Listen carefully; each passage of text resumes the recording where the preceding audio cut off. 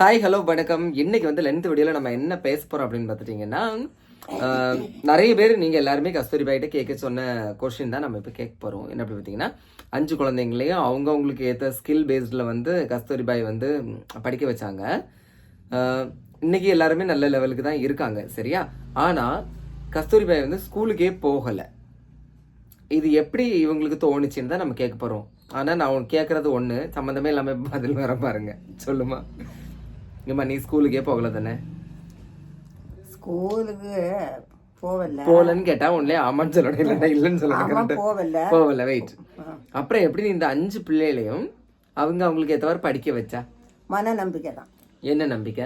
இல்ல உனக்கு தோணி இருக்கும்ல அந்த பைக்ல நம்ம இப்படி படிக்க வைக்கணும், படிக்க எப்படி? வந்து நம்பிக்கை தான். நம்பிக்கை நம்ம பிள்ளைகளை இப்படி படிக்க வைக்கணும், இப்படி விடணும், இப்படி செய்யணுங்கிறது.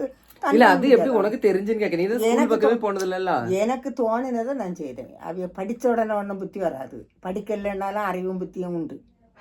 படிச்சா தான் பட்டதாரி இல்ல, படிக்காமே பட்டதாரி ஆகலாம். ஆமா, படிச்சா தான் இன்னும் கிடையாது. படிச்சவங்களோடையும் படிக்காதவங்களுக்கு தான் அறிவும் விவரமும் கூடுதல்.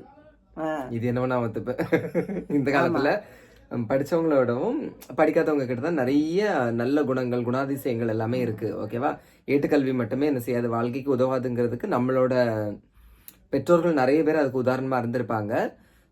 இன்னைக்கு நம்ம டெக்னாலஜி நல்லபடியாக டெவலப் பண்ணியிருக்குமே தவிர, ஆனால் அதை வந்து நல்ல வழிக்கெல்லாம் ஒருத்தர் செயல்படுத்தலாம். ஆனால் அந்த காலத்தில் அவங்களுக்கு எந்த விதமான பணமாக இருந்தாலும் சரிதான், எல்லாத்துலேயுமே ரொம்ப பின்தங்கிய நிலைமையில தான் இருந்திருப்பாங்க. ஆனாலும் அவங்க வந்து ஒரு குடும்பத்தை கட்டுக்கோப்பாக கொண்டு போகிறது, பசங்களை மெயின்டைன் பண்ணுறது, படிக்க வைக்கிறது, அது எல்லாமே இருந்திருக்கும். ஸோ அதில் நம்ம அவங்கள இந்த கஸ்தூரிபாய ஆகணும். தைரியம் இருந்த போதும் இல்லை, எத்தனை பிள்ளைகளையும் படிச்ச வச்சலாம், எதையும் பார்க்கலாம், சாதிக்கலாம். போ சாதிக்கணும், பாத்தீங்களா? வாழ்ந்து காணிக்கணும், சாதிச்சு காணிக்கணும். சொன்னேன் பாத்தீங்களா? கொஸ்டின் கேட்டா இந்த கஸ்தூரிபாய் சம்பந்தமே இல்லாம பதில் சொல்ல.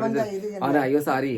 அப்புறம் வந்து ஒரு சிஸ்டர் என்ன திட்டுவாங்க, அம்மா பேசும்போது சிரிக்க கூடாதுன்னு சொல்லியிருக்காங்க. ஒரு அக்காவா தங்கச்சின்னு தெரியல, ஆனால் அவங்க சொன்னாங்க சிரிக்க கூடாதுன்னு. ஸோ நீங்களாம் கொடுக்கக்கூடிய தைரியம் தான் இந்த கஸ்தூரிபாய் இந்த அளவுக்கு எனக்கு பேச. அதனால எனக்கு சிரிப்பு வருதுங்க, கோச்சுக்காதீங்க. சரி. என்னைக்காவது ஏமா நீ நம்ம படிக்கலன்னு தோணிருக்கா? ஸ்கூலுக்கு போறதுக்குலாம் உனக்கு ஆசை வந்திருக்கா? தோணுச்சு. நம்ம படிச்சிருந்தா நம்ம பிள்ளைகளை கூட கொஞ்சம் லெவலுக்கு கொண்டு வந்துடலாமேன்னு இருந்து. ஆனா பிறகு நினைச்சேன், எல்லாம் கணக்கா நம்ம பிள்ளைகளை படிச்சு வைப்போம், நம்ம படிக்கலன்னு நம்ம பிள்ளைகள். ஆமா, வெயிட் பண்ணு. கல்யாணம் முடிஞ்சதுக்கு அப்புறம் தான் 5 பிள்ளைகளையும் பெற்றிருப்பா. அதுக்கு முன்னாடி ஸ்கூலுக்கே போயிருக்க மாட்டா. அப்புறம் எப்படி உனக்கு இப்படி எல்லாம் தோணுச்சு? எல்லாம் தரமா தான். நிஜமாங்க, ஒரு கான்ஃபிடென்ட் வந்து நம்மளுக்கு இப்போ நல்லா இருக்கலாம். என்னோட லைஃப் ஸ்டோரிலாம் பார்த்துருப்பீங்க, கல்யாண ஸ்டோரிலாம் பார்த்துருப்பீங்க, எவ்வளோ கஷ்டங்களை நம்ம அனுபவிச்சிருப்போம். அதெல்லாம் தாண்டியும் நம்ம இங்கே வந்து சர்வே பண்ணணும் அப்படின்னா நம்மளுக்கு வந்து ஒரு தன்னம்பிக்கை வரணும், சரியா? அந்த தன்னம்பிக்கை வந்து இந்த கஸ்தூரிபாய் கிட்ட இருந்தது வந்துச்சு. நான் அடிக்கலாம், சும்மா தான் அடிச்சேங்க, நீங்க சண்டைக்கு வந்துடாதீங்க, ஓகேவா? நாளைக்கு நம்ம ஒரு வேற சுவாரஸ்யமான ஒரு டாபிக் பற்றி பேசலாம். இணைந்திருங்கள் உங்கள் சுரேஷ்குமார் சேனலுடன், கஸ்தூரிபாயுடன். லைக் பண்ணுங்க. தேங்க்யூ.